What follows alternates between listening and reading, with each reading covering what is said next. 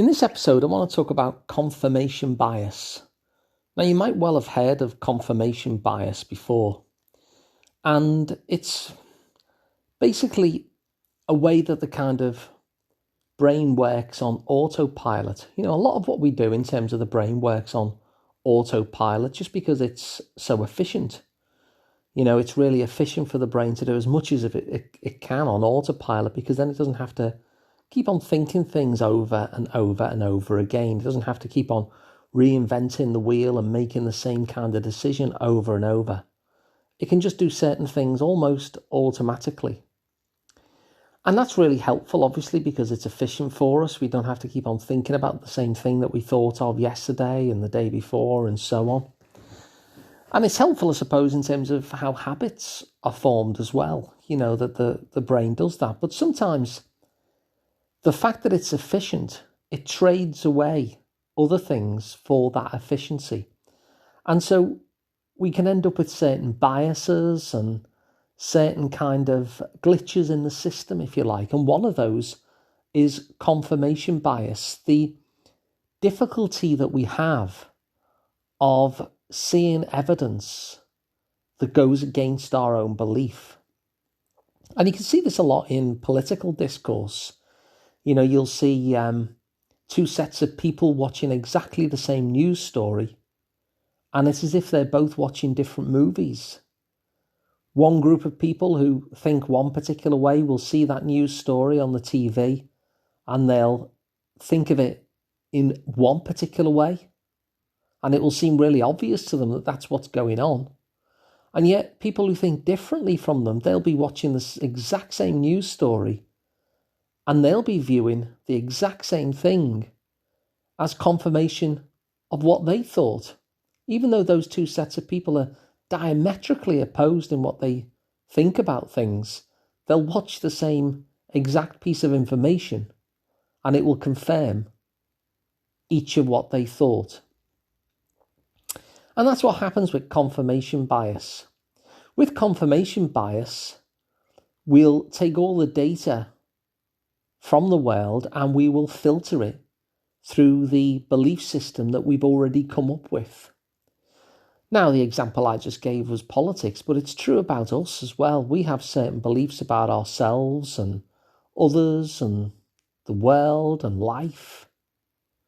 And we filter all of the information that we get through the same kind of confirmation bias filter.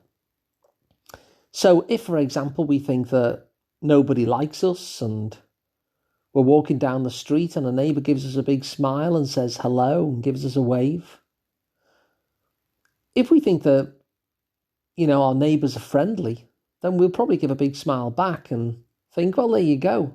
Look how friendly they were, and give them a big wave and a big smile. But if we believe that other people are, manipulative or underhand or sly or out to get us, we'd see the same information through our confirmation bias and think, I wonder what he's up to. Sucking up to me like that. Creeping up to me, trying to get on my good side. I wonder what he wants out of me. And so just like the politics example, we can look at exactly the same information, but depending on the beliefs that we've already formed, we filter it through that confirmation bias. And that same information is proof and evidence for these two diametrically opposed viewpoints. One being that the neighbours like me, and the other that the neighbours are out to get me. And the same information confirms it. And so in terms of our own beliefs about ourselves and the thoughts that we have and the ideas that we have about ourselves and the world, whatever we believe, we're going to find the evidence for that. And moreover, we're going to completely overlook the evidence for the opposite a lot of the time, because it's just so much more efficient for the brain to do that once it's got its beliefs sorted, once it understands how the world works according to it. It's just going to go on autopilot, and anything that contradicts it, it'll just filter it out, and anything that confirms it, it will shine a light on. And so the invite that I'm going to give to you in this episode is to check out some of those beliefs. And I guess the criteria that I'm going to ask you to apply to those beliefs is this a useful belief for me? Is it resourceful? Or does it get in my way? Does it move me closer to what I want in life, or does it take me away? And if you find it's resourceful, then great. That's a belief that's going to help you out. But if you find a belief that's actually not resourceful, that is getting in your way, that is not going to move you to where you want to be, maybe just experiment trying on the opposite. Maybe experiment playing with your own confirmation bias.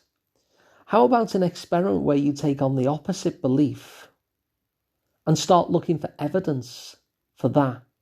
It's turning your radar on, putting your antennae up for those things which confirm the opposite belief to the one that you hold. See if you can actually start to shift your own confirmation bias by deliberately looking for evidence in favour of the belief that you think is actually going to help you. So in the example before, for instance, if you were playing with this experiment and you normally think that everyone's out to get you, and you might think, actually, I'm going to play with the idea that my neighbours really like me, and I'm going to look for evidence of it, and I'm going to overlook evidence of the opposite. Then when this time the neighbour smiles and says hello and gives you a wave, you're going to jump on that as evidence. And so that's my invite, really. If you find a belief that's not helpful to you, see what happens if you just intervene, because if you don't intervene, confirmation bias will just keep on confirming that unhelpful belief that gets in your way over and over and over again. Whereas if you intervene and say, well, hang on, I'm not going to let confirmation bias just run on autopilot. I'm going to try on the opposite belief, the belief that I think will help me. And I'm going to start looking for evidence for that. And see what happens. So if you like this experiment, then please feel free to share it. You can subscribe to this podcast for free. Wherever you get your podcasts, you can watch them as a video on YouTube. And you just go to sliceoftherapy.com. That takes you to the YouTube channel. And you can work with me directly. I'm Alun Parry. I'm the director of the Liverpool Psychotherapy practice.